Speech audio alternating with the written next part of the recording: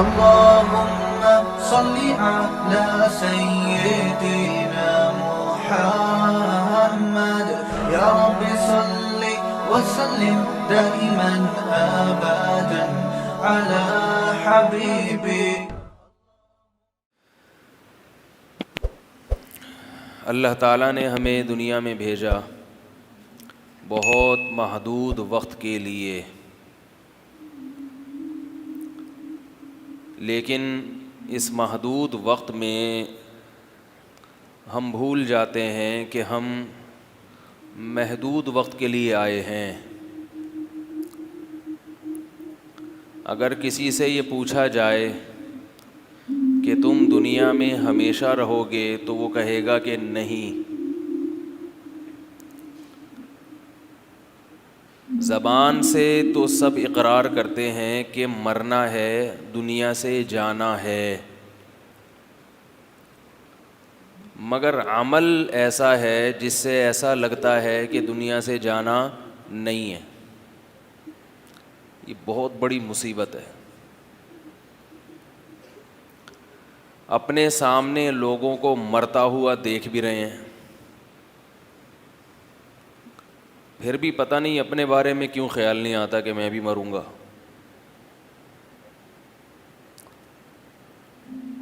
نبی صلی اللہ علیہ وسلم نے ارشاد فرمایا اکثروا من ذکر حازم اللذات الموت.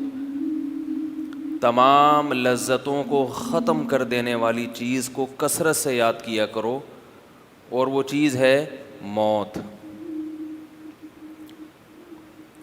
مرنا ہے مرنا ہے مرنا ہے مرنا ہے مرنا ہے، اس کا اتنا ورد چلتے پھرتے کرنا چاہیے کہ یہ اچھی طرح ذہن نشیں ہو جائے.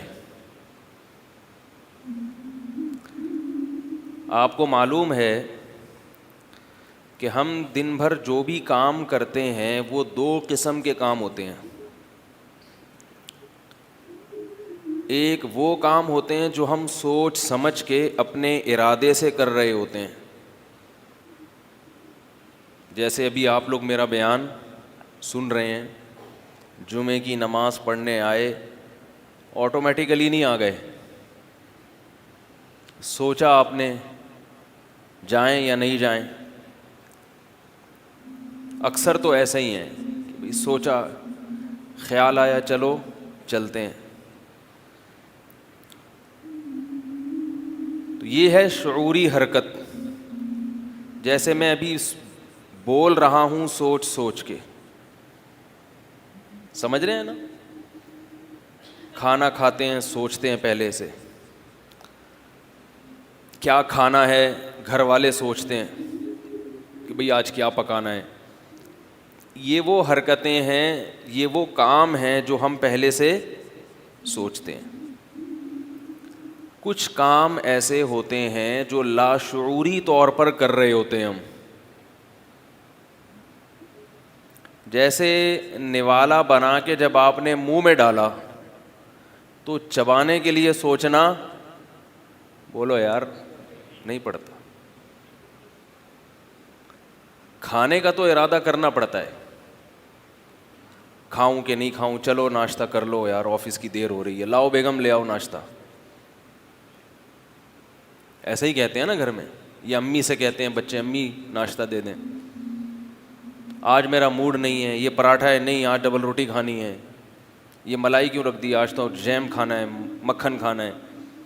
یہ سب سوچ کے ہو رہا ہوتا ہے. اب جب کھانے کا فیصلہ کر لیا اور منہ میں نوالا ڈال دیا، اب چبانے کے لیے سوچنا. اب یہ نہیں کہ سوچ کے چباؤں، چلو چبا لو، ایک اور دفعہ چباؤں، ہاں جی ایک اور دفعہ چبا لو. حکیم نے کہا ہے کہ 30 دفعہ چبانا چاہیے، تو اب گن گن کے وہ سوچنا نہیں پڑتا، وہ منہ میں نوالا گیا اور بکری کی طرح منہ گھومنا شروع ہو گیا. ہاں زیادہ چبانے کے لیے سوچنا پڑتا ہے. نارملی جتنا لوگ چباتے ہیں اس کے لیے سوچنا نہیں پڑتا، حالانکہ کام تو آپ کر رہے ہیں، مگر یہ حرکت آپ کی لاشعوری حرکت ہے. لاشعوری کانشیس ہوتا ہے نا انگلش میں شعور، اور انکانشیس کہتے ہیں شاید کہ لاشعوری حرکت. یہ لاشعوری حرکت ہے. ماہر نفسیات نے 3 حرکتیں بیان کی ہیں، لیکن کہتے ہیں کہ 2 ہی ہیں، شعوری اور لاشعوری، تیسری کوئی نہیں ہوتی. تو یہ حرکتیں ہماری لاشعوری ہوتی ہیں. ڈرائیونگ ہم جب پہلی دفعہ کرتے ہیں، سیکھتے ہیں، پہلی مرتبہ جب آپ ڈرائیونگ کر رہے ہو، اسٹیئرنگ آپ پکڑتے ہو سوچ سمجھ کے. آپ کو بتایا جاتا ہے یہ کلچ ہے، یہ ایکسلریٹر ہے، یہ بریک ہے.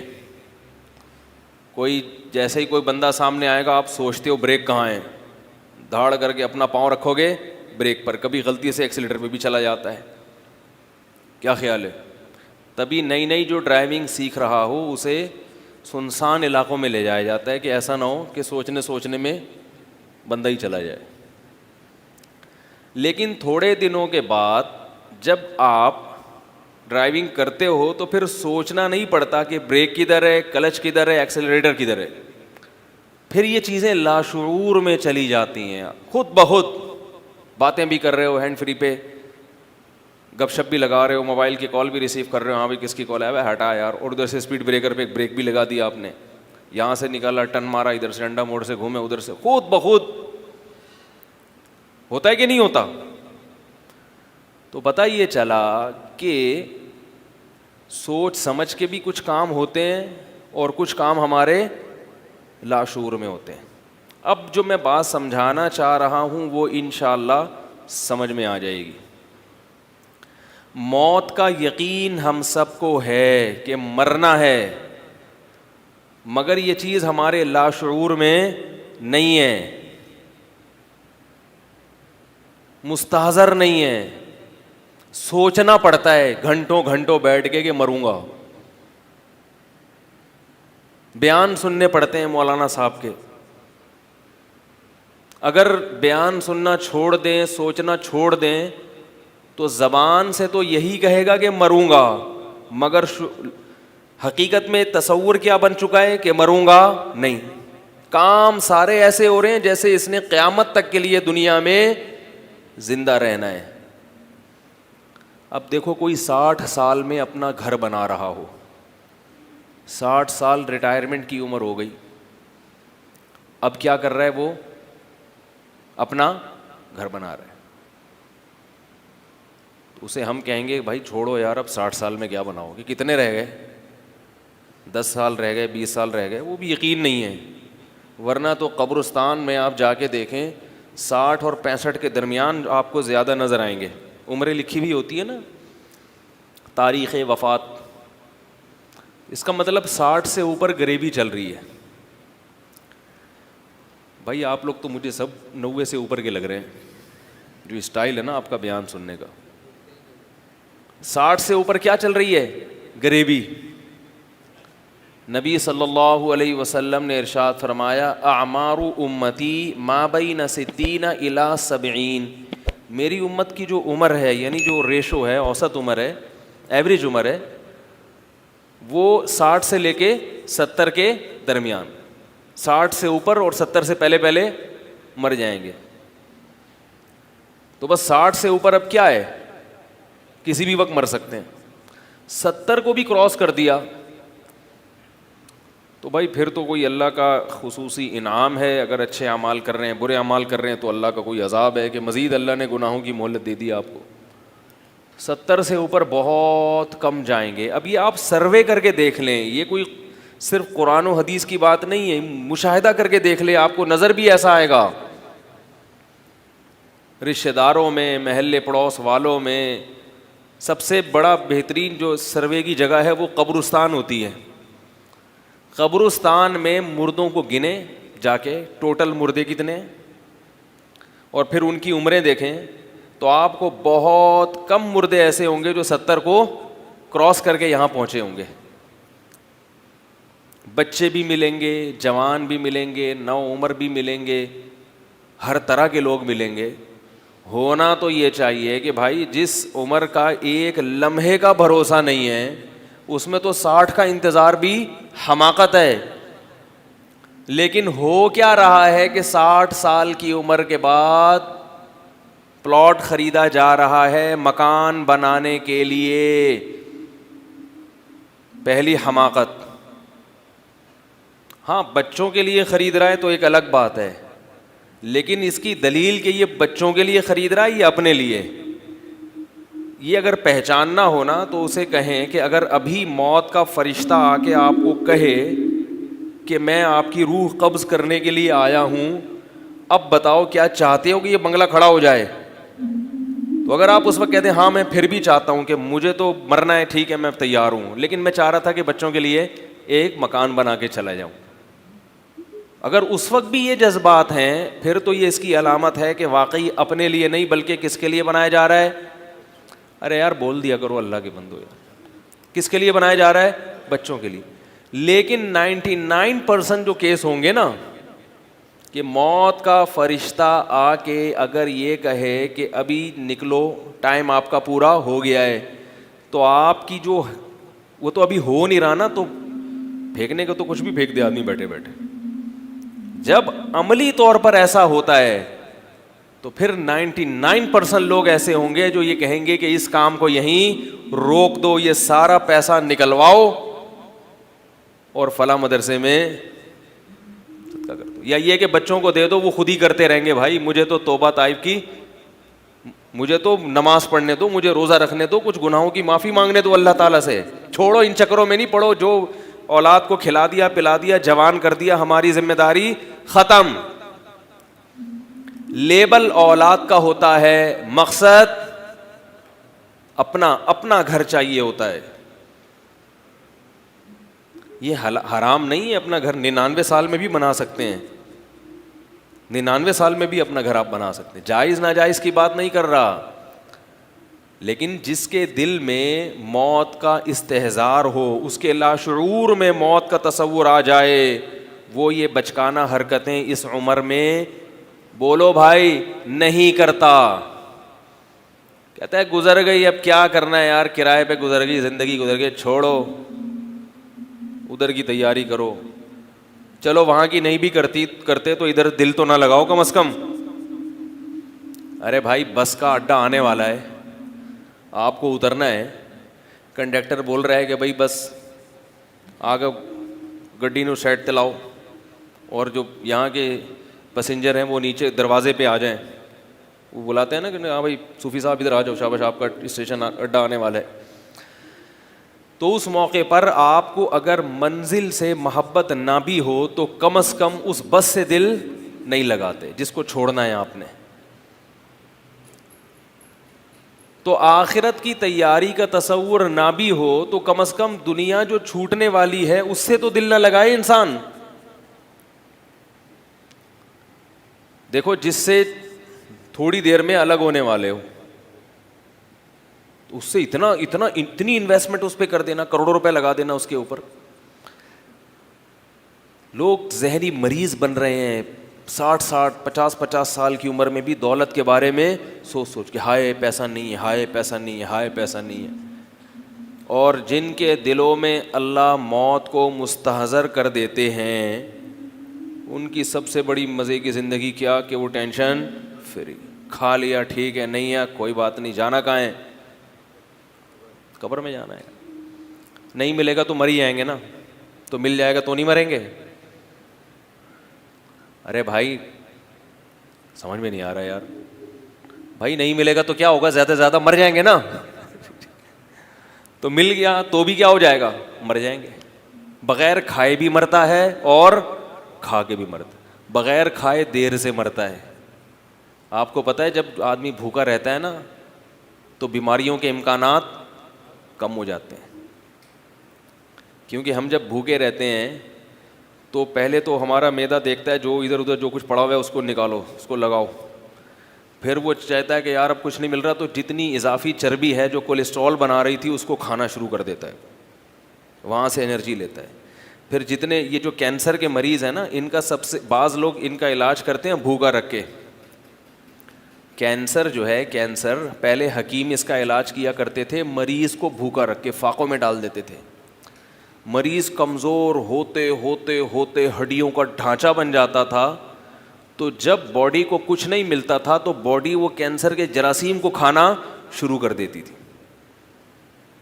وہ جراثیم کو بھی کچھ کھانے کے لیے نہیں ملتا تھا تو وہ بھی آہستہ آہستہ ختم ہو جاتے تھے. یہ بڑا خطرناک علاج ہوتا تھا لیکن کامیابی سے ہوتا تھا یہ علاج. تو بالآخر جب بالکل اتنا اس کو دیتے تھے کہ مرے نہیں یہ بندہ، یہ آدمی مرے نہیں، بالکل سوکھ کے کانٹا بن جاتا تھا، تو وہ ساری اس کی وہ جو جراثیم تھے نا کینسر کے، وہ بھی آہستہ آہستہ، کینسر کے جراثیم بھی تو جب کھاؤ گے پراٹھے اور ایکسرسائز نہیں کرو گے تو وہ ہر چیز پھر کھاتی ہے. جراثیم بھی آتے ہیں، کہتے ہیں یار یہاں فری پھوکڑ کا بہت مل رہا ہے. بھائی جب آپ اپنی حیثیت سے زیادہ کھاؤ گے تو جو بچے گا تو وہ کون کھائے گا؟ دیکھو مچھلی آپ کھاتے ہیں، کانٹے اور جو گوشت تھوڑا سا لگا ہوا چھوڑ دو تو بلی آتی ہے کہ نہیں آتی؟ اور اگر اچھی طرح صاف کر دو تو صرف بلی آئے گی، چیونٹیاں نہیں آئیں گی، ورنہ ہر چیز آئے گی، چوہے بھی آئیں گے. تو یہی حال اندر جسم کا ہے. تو میں یہ عرض کر رہا تھا کہ کھا کے جلدی مرتا ہے، بھوکا رہنے سے دیر سے مرتا ہے. تو جو اصل بات میں عرض کر رہا تھا کہ دیکھو مانتے سب ہیں کہ مرنا ہے، مگر یہ چیز ہمارے لاشعور میں نہیں ہے. زندگی ایسے گزارتے ہیں جیسے کبھی بھی نہیں مر رہا.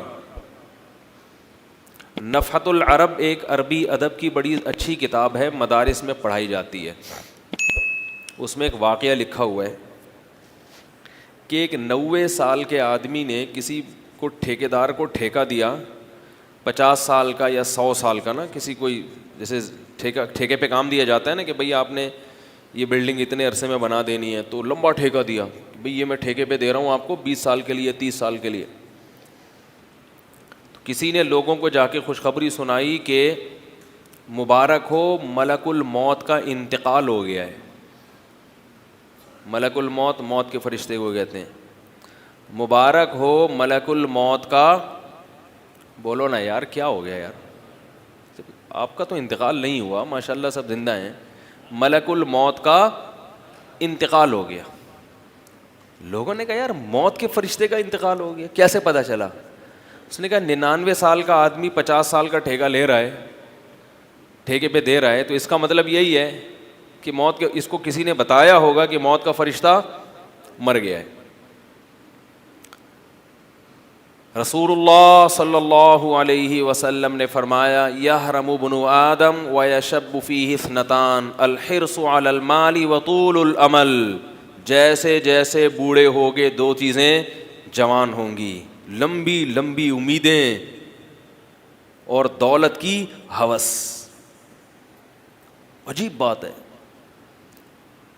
ہونی کم چاہیے کہ اب قبر کے قریب جا رہے ہیں تو پیسے کی محبت بڑھنے کے بجائے کم ہو.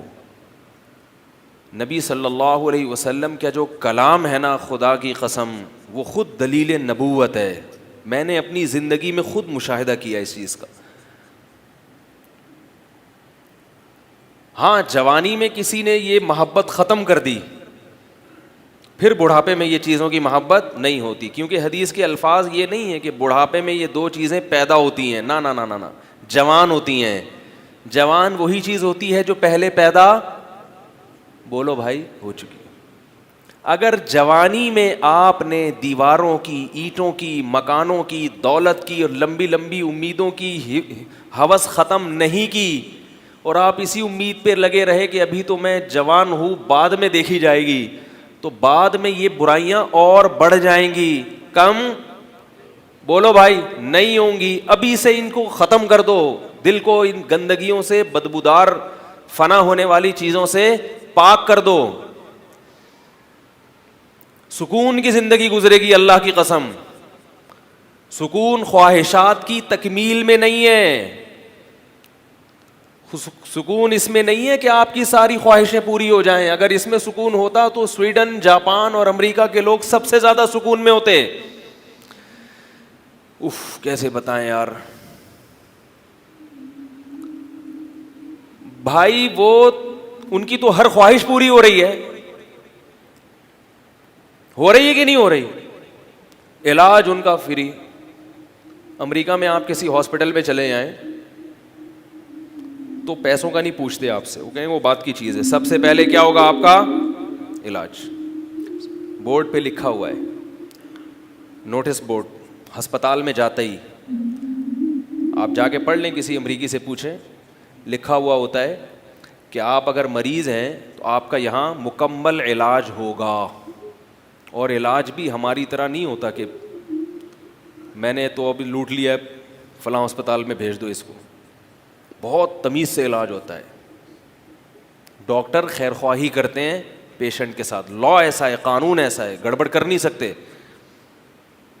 ہمارے یہاں تو یہ نہیں پتہ ہوتا یہ مرے کیوں, علاج نہ ہونے کی وجہ سے مرے یا فلاں صاحب علاج کی وجہ سے مر گئے. یہ تو ہم فرض کر لیتے ہیں کہ بھائی مقدر میں تھا, مر گیا, ٹھیک. بس اللہ نے لکھی ہوئی تھی موت. مولوی صاحب نے کہا کہ اللہ نے کیا لکھی ہوئی تھی, موت لکھی تو مر گیا. ورنہ جس قسم کی چیزیں کھلائی جا رہی ہیں اینٹی بایوٹک, وہ تو ویسے ہی آپ کی زندگی کو کم کر رہی ہیں. تو نوٹس بورڈ پہ لکھا ہوا ہوتا ہے کہ آپ جب جائیں گے تو آپ کا علاج مکمل ہوگا. آپ سے یہ نہیں پوچھا جائے گا کہ آپ کی قوم کیا ہے, آپ کس ملک کے ہیں, آپ کا مذہب کیا ہے, اور سب سے بڑی بات یہ کہ آپ کی جیب میں علاج کے پیسے ہیں یا نہیں ہیں. وہ کہتے ہیں یہ ہیومن رائٹس ہے کہ جو بیمار ہے وہ غریب ہو امیر ہو, صحت اس کا بہرحال حق ہے. یہ بات کی ٹینشن ہے کہ پیسے تھے یا نہیں تھے, کیا خاندانی سسٹم ہے یا نہیں ہے. ایسے لوگوں کو تو بیماری نہیں ہونا چاہیے جہاں اتنا اچھا صحت کا سسٹم چل رہا ہو. اور ہمارے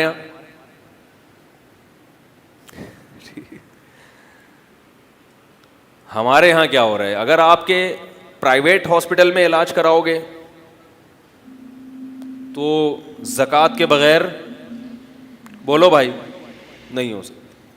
اتنا مہنگا علاج ہے, اور اس میں بھی پتہ نہیں ہوتا کہ یہ جو دوائیں ڈاکٹر صاحب لکھ کے دے رہے ہیں یہ میری جسم کی ریکوائرمنٹ ہیں بھی یا نہیں ہیں. یہ تو اس لیے لکھ کے دے رہے ہیں کہ ڈاکٹر صاحب کو فلاں کمپنی نے اتنے گفٹ دیے ہیں, اتنے ہدیے دیے ہیں کہ اب ان کے باپ کو بھی معذرت کے ساتھ یہ دوائیں لکھنی پڑیں گی. تبھی میڈیکل اسٹور والے پوچھتے ہیں نا کس ڈاکٹر نے ریکمینڈ کیا, یہ پوچھتے ہیں نا. میں نے کہیں اپنا ٹیسٹ ویسٹ کروانا تھا, کافی پرانی بات ہے, تو لیبارٹری والے پوچھ رہے ہیں کس ڈاکٹر نے لکھ کے دیا ہے. میں نے کہا شاید اتنا اچھا سسٹم پاکستان میں آ گیا کہ ڈاکٹر کے نسخے کے بغیر یہ ٹیسٹ نہیں کریں گے. بہت بہترین سسٹم آ گیا پاکستان میں. پتہ یہ چلا کہ یہ اس لیے پوچھ رہا ہے کہ ان ڈاکٹروں کی پھر لسٹ تیار ہوتی ہے کہ انہوں نے اتنے بکرے ہمارے پاس بھیجے, فلاں نے اتنے گدھے بھیجے ہمارے پاس. تو ہم لوگ تو بکرے اور گدھے ہی بن رہے ہوتے ہیں نا ڈاکٹروں کے سامنے. جیسے گدھا ہے کان سے پکڑ کے کہیں بھی لے جاؤ تو ہم بھی چلے جا رہے. سب ڈاکٹر نہیں ایسے ہوتے بھائی, اچھے بھی ہیں. تو وہاں ایسا نہیں ہے. پھر آپ کا, اور اگر گورنمنٹ کے ہاسپٹل میں آپ گئے ہیں تو آپ کے اگر بہت اچھے تعلقات ہیں نون سے یا پی ٹی آئی سے یا جمعیت سے یا کسی سے بھی, بہت اپر لیول پہ آپ کے بہت اچھے تعلقات ہیں, تو بڑا خاندانی قسم کا گردہ آپ کے لگے گا اگر آپ کا گردہ خراب ہے. کیا خیال ہے؟ وہ بھی جب لگے گا جب آپ کو ضرورت ہو, ورنہ کہیں گے نہیں بھائی آپ کا ویسے ہی علاج ہو سکتا ہے. ورنہ کوئی بھروسہ نہیں ہے کہ خام خواہ میں آپ کے پرزے چینج کرنا شروع کر دیں. گورنمنٹ کے اسپتالوں میں حال جا کے دیکھو, ایسے پڑے ہوئے ہیں لوگ, اللہ کی پناہ. لیکن خیر اب کچھ تھوڑا سا بہتر ہوا ہے سسٹم. تو کسی بھی چیز میں جا کے دیکھ لو, ٹریفک میں گاڑی چلاتا ہوں, اللہ کی پناہ ہے, بائک والا آگے جا رہا ہوگا, آپ ہارن دیتے رہو, بھائی ہٹا لے یار, یہ فاسٹ ٹریک ہے. آپ کو جب آہستہ چلانی ہے اور بیوی بچوں کے ساتھ بیٹھ کے موٹر سائیکل چلا رہے ہو تو تمہیں تو ویسے بھی بیچ سڑک پہ نہیں چلانی چاہیے. ذرا سی سلپ ہوئی تو ان بچوں کا, اس عورت کو کیوں قتل کرنا چاہتے ہو؟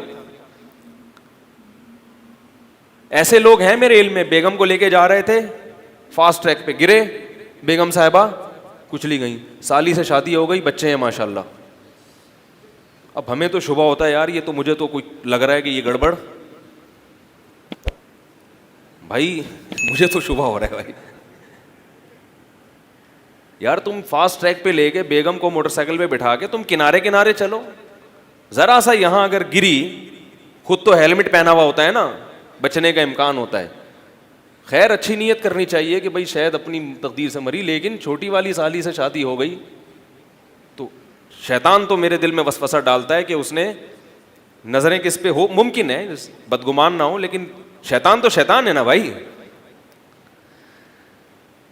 تو آپ جو موٹر سائیکل پہ جا رہے ہوتے ہیں نا فاسٹ ٹریک پہ, آپ کبھی کار میں ان کے پیچھے آ کے ان کو ہارن دیں, ہٹے گا ہی نہیں, پھر پیچھے مڑ کے غصے سے دیکھے گا جیسے ہم غلطی کر رہے ہیں. رکشے والے بھی ایسے ہی کر رہے ہیں. تو اکثر اوورٹیک کہاں سے, لیفٹ سائڈ سے کرنا پڑتا ہے, غلط سم سے. تو بس ایسے چل رہی ہوتی ہے گاڑیاں سڑک پہ, یوں یوں جہاں سے جگہ ملے نکال لو, اور پیچھے لکھا ہوا بھی ہوتا ہے تپڑ ہے تو پاس کر ورنہ برداشت کر. رکشے نے پیچھے لکھا ہوتا ہے تپڑ ہے تو پاس کر, نکل کے دکھا تو آگے ورنہ کیا کر برداشت. ماں کی دعا جنت کی ہو, اور ایک کے پیچھے لکھا ہوا تھا باپ کی دعا ٹریکٹر کا دھواں.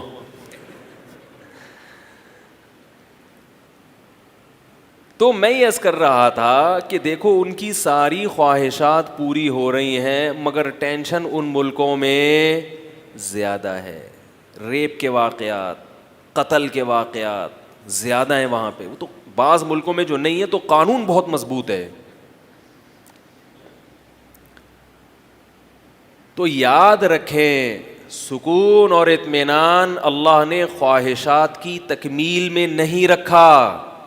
سکون اس میں رکھا ہے کہ جتنا مل رہا ہے اس کو اپنی ضرورت سے زیادہ سمجھیں, اور یہ یقین کر لیں کہ میں اس کا بھی مستحق نہیں ہوں. سفر میں اتنی چیزوں کی ضرورت نہیں ہوتی, یہ مجھے میری ضرورت سے زیادہ مل رہا ہے. ورنہ سفر ہے, جا رہے ہیں آگے قبر میں جانا ہے, تو اتنے 3 ٹائم کھانے کی ضرورت ہی نہیں ہے بھائی. بھوک کی تکلیف سے حفاظت ہو جائے کافی ہے,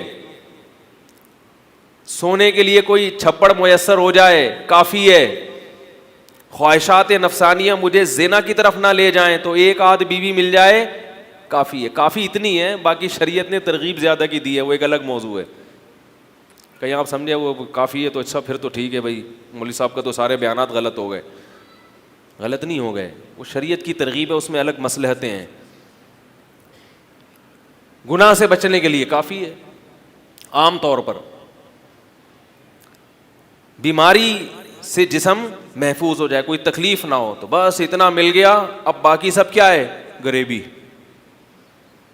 رسول اللہ صلی اللہ علیہ وسلم نے ارشاد فرمایا جسے 2 وقت پیٹ بھر کے کھانا مل جائے, 2 وقت 3 وقت نہیں. حقیقی بھوک 2 ہی ٹائم لگتی ہے. اگر 3 ٹائم بہت دبا کے بھوک لگ رہی ہے تو پیٹ میں کیڑے ہیں, یقین کر لو. پھر کیا ہے, یہ پیٹ میں کیڑے ہیں.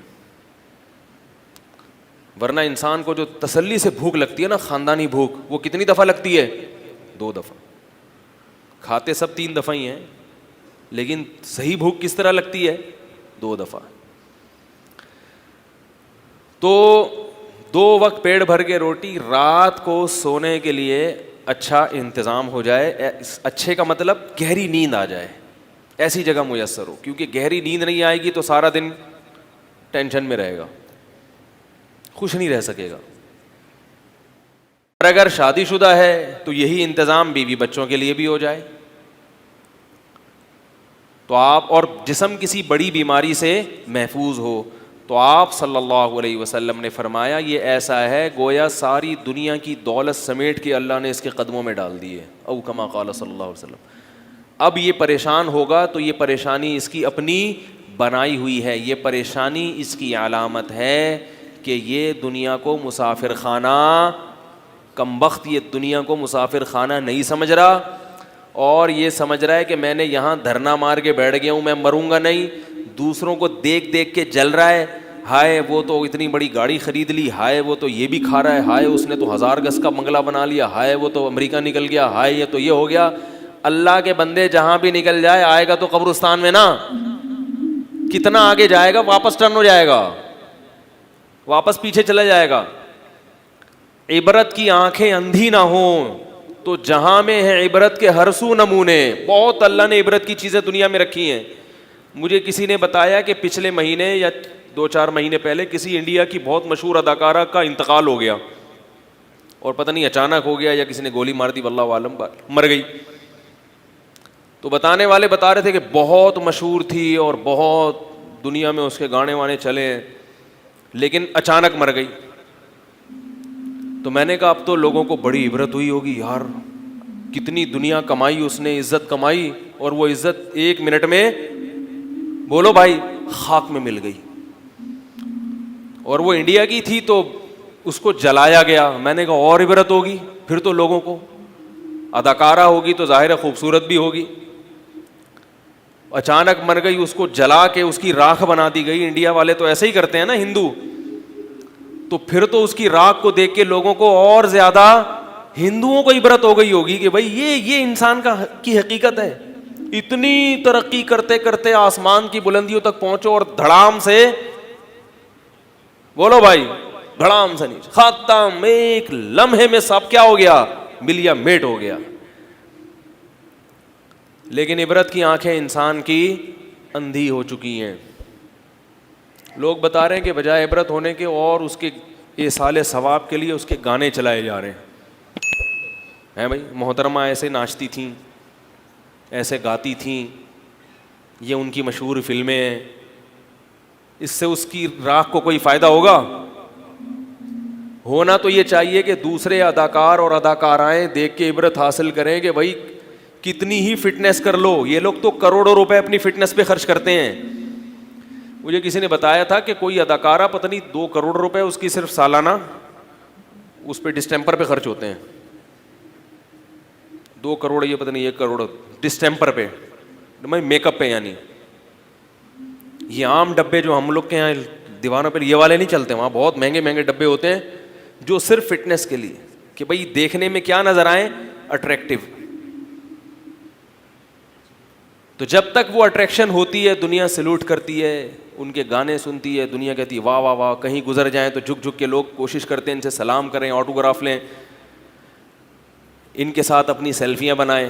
اب بناؤ نا اس راکھ کے ساتھ اپنی سیلفی, ہے بھائی. اب اس سے وہ مر گئی تو بغلگیر ہو نا اس سے. جو جنازہ جب پڑا ہوا ہے تو بولو نا کہ میں اس کی فلمیں بڑے شوق سے دیکھتا تھا, میں بھی اس کے ساتھ ہی لیٹوں گا, مجھے بھی قبر میں اس کے ساتھ لے کے جاؤ.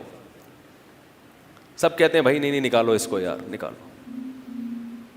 اور مسلمانوں میں تو کم عبرت ہوتی ہے, ان کے یہاں تو زیادہ عبرت ہونی چاہیے. ہم تو پھر بھی عزت سے نہلا کے مردے کو کفن پہنا کے جنازہ پڑھ کے دفن کر دیتے ہیں. غیر مسلموں کے ہاں تو میت کا عجیب ہی حال ہوتا ہے. ان کے تو بہت خطرناک, جب جلانے کا منظر میں نے یوٹیوب پہ دیکھا, بعض مردے جو ہندو لوگ جلاتے ہیں تو اتنا وحشت ناک منظر. اس پہ نیچے کسی کے کمنٹس تھے الحمدللہ علی نعمت الاسلام. ہندو جو جلاتے ہیں نا یوٹیوب پہ میتیں, وہ ہیں ان کی کہ وہ میت کو جلاتے کیسے. تو نیچے ایک عربی نے کمنٹ کیا الحمدللہ علی نعمت الاسلام, تمام تعریفیں اس اللہ کے لیے جس نے ہمیں مسلم بنایا. اپنے باپ اپنی ماں کے ساتھ ایسا وحشیانہ عمل کرنا, اس کو اپنے سامنے جلا دینا. انسانی لاش کا بھی تو کوئی اکرام ہوتا ہے, وہ انسان ہے, وہ جانور تھوڑی ہے. تو عبرت ہونی چاہیے, مگر عبرت کے اس موقع پر عبرت بولو بھائی نہیں ہوتی, اور بغاوت پھیلتی ہے. لوگ ان کی تعریفوں میں زمین آسمان کے قلابے ملاتے ہیں. اسی وجہ سے یاد رکھو اسلام میں کسی غیر مسلم کے لیے مرنے کے بعد دعا کرنے کی اجازت بولو بھائی نہیں ہے. دنیا میں اس کے لیے دعا کر سکتے ہو, زندگی میں, مر گیا تو دعا کی اجازت نہیں ہے. اللہ کہے گا کہ اس نے ساری دنیا کو خوش کیا مگر مجھے خوش نہیں کیا. اب یہ میرے پاس آیا ہے تو اس کو سب سے بڑی سزا یہ کہ اس کے لیے دعا کی اجازت نہیں ہے. یہ باغی ہیں اللہ کے. جب تک غیر مسلم زندہ ہے امکان ہے کہ توبہ کر لے گا, اس لیے آپ اس کو برا بھلا مت کہیں. مر گیا تو اب نہیں, بغیر توبہ کے چلا گیا تو اللہ نے کسی کو 40 سال مہلت دی, کسی کو 50 سال, کسی کو 60 سال. ساری زندگی ساری دنیا کا خیال، مگر جس نے پیدا کیا اس کے لیے کیا کیا آپ نے؟ اس پر ایمان ہی نہیں تھا، کرتے کیا آگے اس کے لیے؟ عبرت کی بات ہے، اللہ عبرت کا نشان بنا دیتے ہیں، مگر افسوس کہ ہمارا جو میڈیا ہے نا، میڈیا وہ تو ظاہر ہے عبرت کی بات. میں ایک بہت حیران ہوتا ہوں کہ پہلے ہمیں یاد ہے بچپن میں کسی میت کو جنازے کی چارپائی پہ جب قبرستان لے کے جاتے تھے نا، دل میں ایک عجیب سی وحشت ہوتی تھی. لوگ چپ ہوتے تھے، ہلکا ہلکا ذکر کر رہے ہوتے تھے، سوچ رہے ہوتے تھے کل ہم بھی اس چارپائی پہ لیٹے ہوئے ہوں گے، آج ہمارا یہ بھائی یا بہن دنیا سے گئی ہے، کل ہمارا نمبر ہے. اب ایسا نہیں ہوتا، اب باتیں کر رہے ہوتے ہیں. جنازے کی چارپائی کو لے کے جا رہے ہیں، باتیں، یار تو نے سنا ہے وہ بحریہ ٹاؤن میں تو نے 20 پلاٹ خرید لیے. یار میرا تو یہ خیال ہے کہ یہ مجھے تو 2 نمبر لگ رہا ہے، یہ ایسا کر گلشن معمار میں لے لے. ابے سنا ہے آج کل سرجانی کے ریٹ بڑے ٹائٹ چل رہے ہیں. ابے سنا ہے یہ گوادر ابھی بننے والا ہے نا، یہاں پلاٹ لے کے ڈال دیں. یہ باتیں ہو رہی ہوتی ہیں. اللہ بتا رہے ہیں کہ تو بحریہ پورا ٹاؤن، بحریہ ٹاؤن بھی خرید لینا. جو بحریہ ٹاؤن کا مالک ہے نا، وہ بھی کل اسی چارپائی کے اوپر بول دیا کرو بھائی میں آپ کے لاشعور میں ڈالنا چاہ رہا ہوں یہ چیزیں، میں اپنے لیے بھی کہہ رہا ہوں یہ باتیں کہ مجھے بھی اللہ سمجھ دے. کل بحریہ ٹاؤن کا مالک بھی اسی چارپائی پہ لیٹا ہوا ہوگا. جب وہ لیٹے گا تو اللہ تمہیں کیسے چھوڑ دے گا؟ تمہارے تو 4-5 پلاٹ ہیں، اس پہ تم فنٹر بنے پھر رہے ہو. ایسے ایسے حکمران دنیا میں پیدا ہوئے، آدھی آدھی زمینوں پہ حکومت کی ہے انہوں نے. تھوڑے دنوں کے بعد وہ بھی کہاں کے لیٹ گئے؟ بولو نا یار، چارپائی پہ لیٹ گئے. وہ کہتے ہیں کہ جو سکندر ہے نا بادشاہ، جس نے پوری دنیا پہ حکومت کی ہے، دنیا میں چند نام ایسے جنہوں نے پوری دنیا پہ حکومت کی ہے، اللہ ماشاءاللہ بہت ہی کم علاقہ چھوڑا ہوگا. سکندر اعظم بھی انہی میں سے ایک گزرا ہے. ہزاروں باندیاں خوبصورت، سینکڑوں ہزاروں بیویاں، دنیا کی ہر خوبصورت عورت اس کے آنگن میں آتی تھی. اتنی عیاشی کی ہے اس نے، جو کہتا تھا ہو جاتا تھا. سفر میں اس کی موت واقع ہوئی ہے. سفر میں موت کے وقت کہا جاتا ہے اس نے وصیت کی کہ جب میں مر جاؤں تو کفن سے میرے ہاتھ ایسے خالی نکال دینا. دنیا عبرت کا نشان بنے گی، دیکھے گی کچھ بھی اپنے ساتھ لے کر نہیں جا رہا. تو جن کو یہ حقیقت سمجھ میں آ گئی نا کہ ایسے ہوگا، انہوں نے شروع ہی سے دنیا سے دل نہیں لگایا. انہوں نے کماؤ ضرور، دل نہ لگاؤ. ایک چیز رکھی جاتی ہے دل نہیں لگایا جاتا، اور ایک چیز رکھی نہ جائے مگر دل لگا لیا جائے، یا رکھی جائے دل لگا لیا جائے. یہ ٹینشن کی بات ہے. دل صرف کس کو دینا ہے بھائی؟ اللہ کو دینا ہے، جس کے پاس لوٹ کے جانا ہے.